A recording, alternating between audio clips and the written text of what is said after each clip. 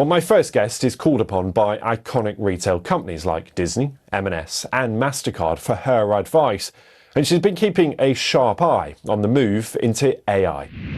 Kate Hardcastle, welcome to Talking Business. Good to have you here. And let's start with AI because it's changing just about everything, isn't it? But how big is it in retail right now and what is it changing? It's a really great question. It's significant when we think about the investment in AI. And a lot of it we as consumers don't see. It's in the infrastructure.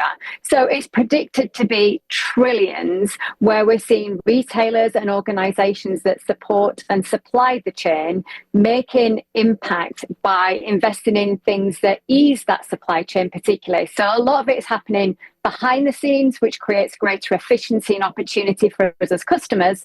But then what you also might start to see as a shopper is a lot more change in terms of how your process is there. So it's very much about efficiency. It's about understanding how you can streamline processes. And for the customer, I guess it's like a shopping assistant, really. It's meant to make your life easier and personalized. So it knows a lot more about us. I mean, the crucial word there is it's meant to. And I wonder, first of all, about who this benefits more. Is this a benefit to the retailer in terms of, fixing a lot of their back office stuff and their logistics? Or as a customer, will I see a real benefit? AI isn't going to replace retail.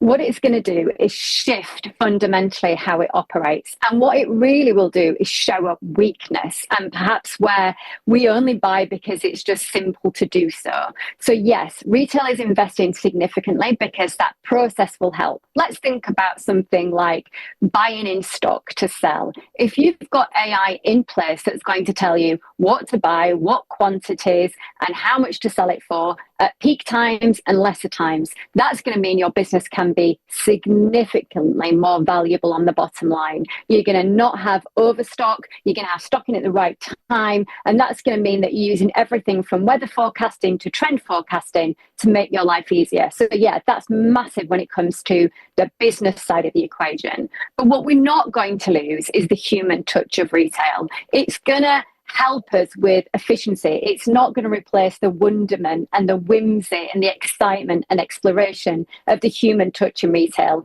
And I think organizations, as a word of caution, who do that and rely too heavily on the tech advantage might lose out altogether on customers that are looking for something very analog in a world that's becoming more digital. Yeah, and that's a really important point, isn't it, Kate? Because it's about striking the right balance. That the technology may let you know more about your customers than you've ever known before, but as soon as we get a whiff that's a little bit artificial, or it's driven by technology, or maybe it's a bit insincere, all of that benefit is lost, isn't it? That is exactly right. We're at a huge moment in retail evolvement and all tech, really, when it comes to AI. It's getting the balance right. So trust is so significant and important to us as customers. And as though we are going out in our millions to download, to learn, to get AI as part of our life and using it efficiently, we are still quite untrusting across the globe, really, in terms of, can we go the final mile with it? Can we commit to purchase with it? Say that I want a dress to go to a wedding,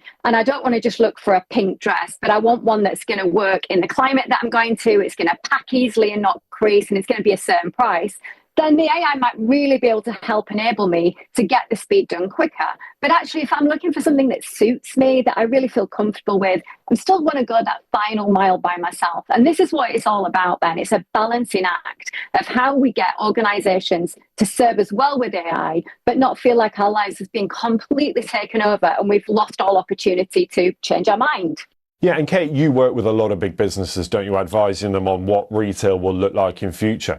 I wonder what the conversation they are having right now about who is driving this. Is it the organisation themselves that spots, more money-making potential, maybe more efficiency? Or is it the consumer coming to them and saying, look, I want a more personalised, a more tailored approach to how I buy from you? I mean, who's driving it more?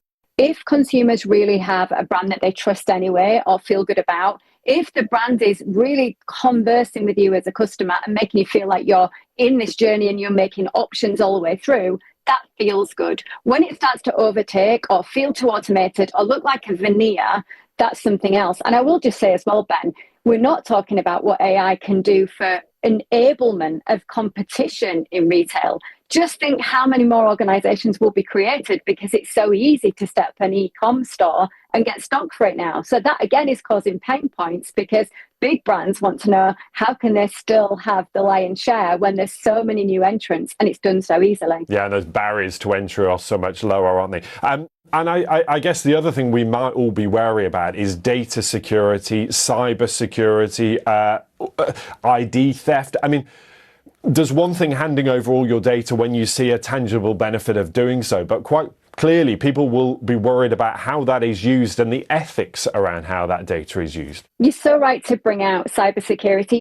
We had one of the biggest organisations in the United Kingdom, Marks and Spencer, the retailer, be really impacted with a cyber attack last year. And it just goes to show it doesn't matter how big you are, what protections around you, even organisations are vulnerable. And then that leads to questions from the consumers of where is my data in that? Where do I sit? So again, I think we're just going to see a lot of hand-holding. Organisations that are getting it right aren't rushing into getting AI throughout everything they do. What they should be doing is testing and learning all the time and never at the customer's expense. Now, Kate, when we look back at history, we talk a lot, don't we, about the dot-com boom that was so revolutionary in the way that retailers particularly, but all businesses, embrace the internet. 5 years from now, how do you think we'll look back at 2026, 2027 and the way that AI changed how we interact with our businesses? It's such a good question, Ben, because I remember the early days of e-com, and I know it actually took longer to establish itself than we all probably remember.